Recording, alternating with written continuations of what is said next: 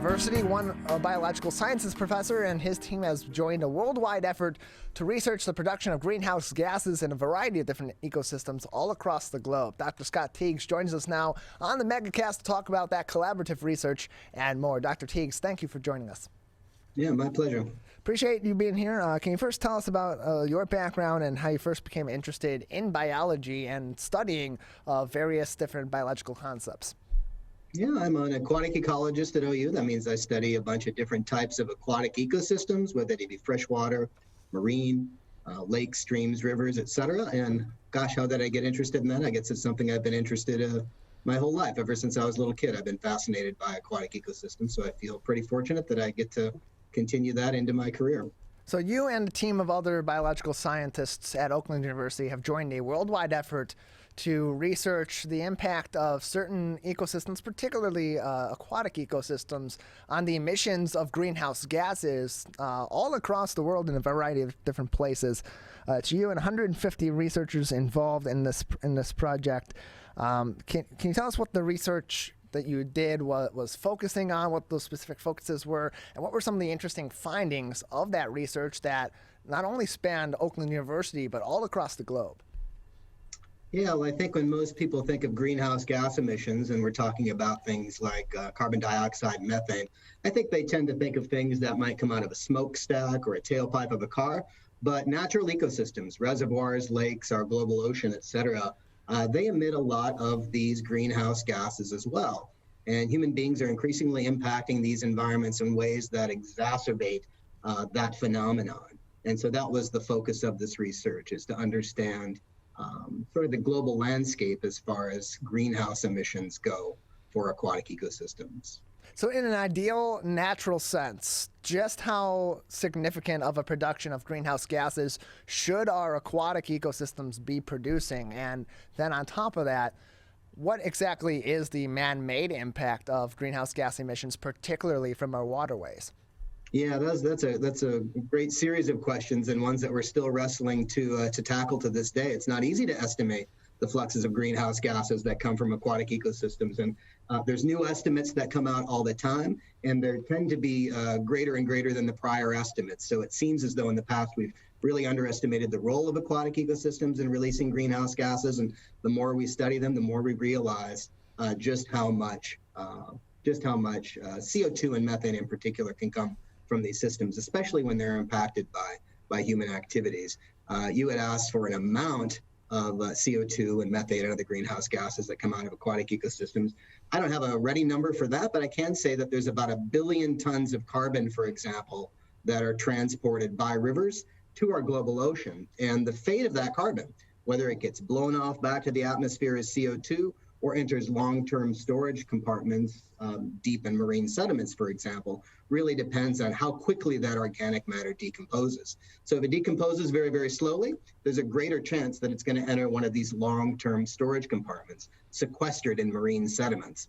And if it decomposes really, really quickly because of, say, warmer waters or more nutrient-rich waters, though that material, that organic matter, goes right back to the atmosphere as CO2 or methane.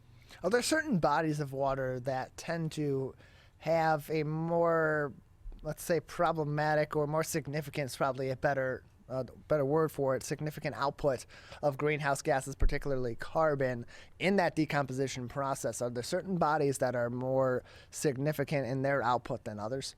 Yeah, man-made reservoirs are hot spots for greenhouse gas emissions. I read a paper just the other day. It was from some work done in South America, and they had estimated that the amount of CO2 emissions that would come from this reservoir that was designed to provide hydropower for local communities, that community would be better off burning coal rather than having this reservoir in place, just to give you an idea of the magnitude of greenhouse gases that can come from these reservoirs. So it can be pretty significant. And man-made reservoirs are very effective at retaining organic matter and converting it to greenhouse gases. And that decomposition that does occur in these waterways, especially in those man-made reservoirs that do have so many different nutrients and other chemicals that are mixing into those waterways and maybe even accelerating that rate of decomposition, just how much of a greater impact do those certain waterways and the different chemicals and different nutrients that are combining in those waterways in particular have in comparison to other more natural waterways that still undergo decomposition and still emit greenhouse gases, but not nearly at that rapid of a rate? Yeah, well, it's not uncommon for us to see a doubling or even tripling of organic matter processing rates in the context of human impacts. And really what I'm talking about here is nutrient loading, things like nitrogen and phosphorus that are very common nutrients that are needed by all life, but we're adding to landscapes in excess in the form of fertilizers in particular, whether it be in our lawns or in more agricultural contexts. And this is leading to a lot of problems for aquatic ecosystems around the world, probably most notably, most locally would be the western basin of Lake Erie, which now has these toxic algal blooms almost every summer. And that's due almost entirely to warming and nutrient loading into that system. And that can really exacerbate this problem of more rapid decomposition as well. So you would think that, so a layman would think that, okay, these algal blooms can't be too bad for these different waterways because it's more plant life in the waterways. They're able to, that it's able to soak up these nutrients, and theoretically, in the layman's mind, that would distribute some of these nutrients more efficiently than maybe just having them be decomposing specifically in these waterways and emitting those gases. But is that layman's idea of what may be good for a natural waterway flawed because that plant life may be actually producing more of these gases? Yeah, so we're talking about algae here is what you're talking about. It's not a plant, it's a microorganism, but it functions like a plant in that it photosynthesizes, sequesters carbon, et cetera. And when you add nutrients like nitrogen and phosphorus into an aquatic ecosystem, you can really sort of push that system beyond its natural capacity to have a normal, regular, healthy abundance of algae. We absolutely need algae on our planet. We couldn't live without it. But when you take a boat trip on western basin of Lake Erie now in this the late summer, July, August, it's like pea soup. I mean, it's incredible. I've never seen such a strong biotic reaction from adding a relatively small amount of nutrients to that system. So there's much more abundant algal blooms in that system than there ever have been historically. And that creates all sorts of problems for that system, especially when we're talking about nuisance algae like microcystis, which produces a neurotoxin called microcystin. So even though, yes, algae provides some goods and services that we need, it can be pushed beyond a range of variability, after which point it can become even problematic for human health. You certainly don't want to be drinking that water that has those algal blooms in it. So you talk about a small addition of nutrients to these different aquatic ecosystems and the impact that can have on emissions. Just how small of an addition of nutrients beyond the natural capacity can then trigger some of these significant impacts on the emissions of carbon and other greenhouse gases from these various waterways? Yeah, so when we're talking about normal quantities of nitrogen and phosphorus in the system, we're usually talking about like micrograms per liter, and quite incredibly small quantities of nitrogen and phosphorus that are needed to maintain these ecosystems in a healthy functioning state. But we see orders of magnitude greater concentrations of that now. And those are much higher concentrations, but it's still worth keeping in mind this is kind of a small quantity of stuff given this incredible bioreaction that you're getting to it. And I think that's what's hard for people to get their head around sometimes, how you can sprinkle just a little bit of nutrients in a pond or a lake and get such a dramatic response. It's just easy for people's minds to dismiss this as a meaningful quantity of material that we've added to a lake. It couldn't possibly have such a dramatic effect. But in fact, just a little bit of nutrient addition to a natural ecosystem like that can have a profound influence on its productivity. We're joined by Dr. Scott Tiegs, a professor of biological sciences at Oakland University, joining us on the Oakland County MegaCast, one of over 150 researchers throughout the world that have been joining together to research the impact of certain aquatic ecosystems on greenhouse gas emissions worldwide. So as I mentioned, over 150 researchers across the globe, not just at Oakland University, but at places all throughout the U.S. and all around the world. How did this group of researchers in this field come together for this research, and then why come together for such great collaboration on a very specific topic? Yeah, it was really a great collaboration. Well, I guess it came from the idea that most of what we know about organic matter decomposition and really aquatic systems in general comes from a small number of parts in the world, mostly North America, Europe, Australia, what we would call the developed world. And so there's huge knowledge gaps in how what we know about other systems, whether they be in the tropics, in the rainforest, tropical dry forest, et cetera. So what we did, and this is something that we spearheaded at OU, was develop this decomposition assay that we could essentially mail to people just with ordinary post. They've got a little assay that they can get in the mail and deploy that in their local stream or river, send the samples back to my lab, and we process them, and then we can understand how their ecosystem functions. So it was really this assay that enabled this global project. We ended up getting data from, I think, 550 streams around the world, which is pretty unprecedented in its scope in terms of a manipulative field experiment like that. So that's how this was enabled. And I put together the network just through professional contacts, social media, word of mouth, email chains, et cetera. And there was really great enthusiasm for doing this because people are starting to value the role of organic matter processing in maintaining these healthy ecosystems. So you and your team of researchers worked in the OU Biological Preserve in order to develop methods to monitor the rate in which carbon breaks down in some of these waterways, and particularly such as rivers.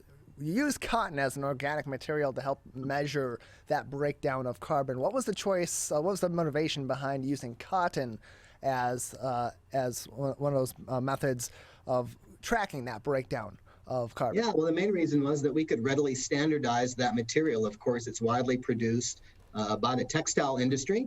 So we were able to get standardized strips of cotton. We make them in a very standardized fashion. They're just bits of cotton like this. It's not so different than you would make blue jeans from. They're 27 threads wide, super standardized. And we developed this assay on our biological preserve at Oakland University. We're really lucky to have 110 acres that we've devoted for maintaining as a natural area, as a place that we can go do research. And it was because we have that on campus that it was really convenient, useful, and had a lot of utility in helping develop the assay that we could then export to different ecosystems around the world. And so why do we choose cotton? Another reason is that it consists of about 95% cellulose, which is the most organic polymer on Earth, right? So about half of the world's biomass is made up of cellulose. And so it's really important and relevant for global biogeochemical cycling. The decomposition of the cellulose is an important source of greenhouse gas emissions in natural systems. So it made a lot of sense for us to use it in that assay.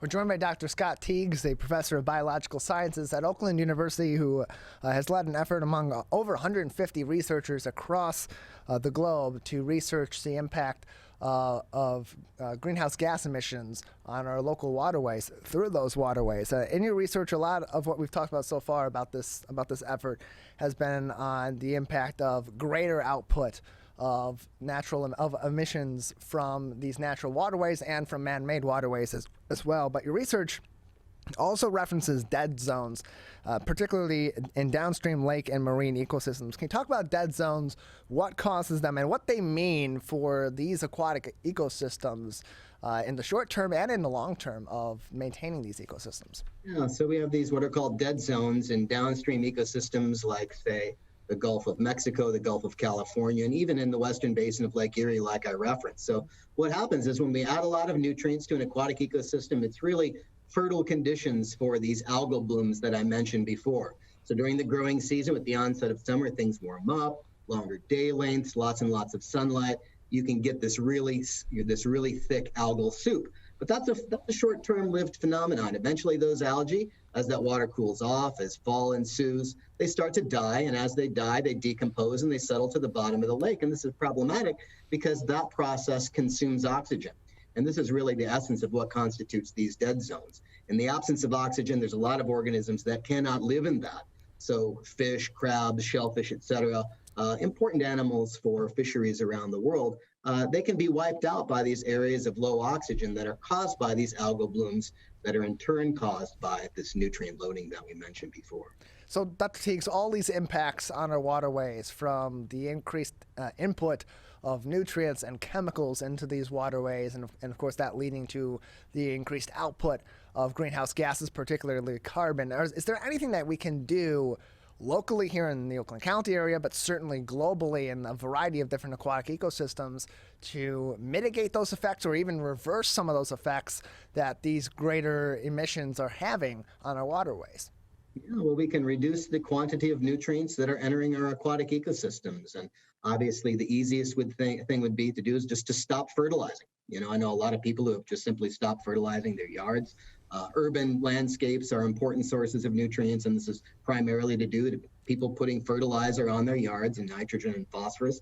It can be done without that. That's really optional. As far as agriculture, it can be applied less. There's processes like no-till agriculture during the off-season that can reduce nutrient loading into streams. There's different restoration activities that can be done that can reduce the delivery of nutrient delivery to downstream ecosystem. So there are some measures to do that, and they're being employed increasingly to mitigate this global problem.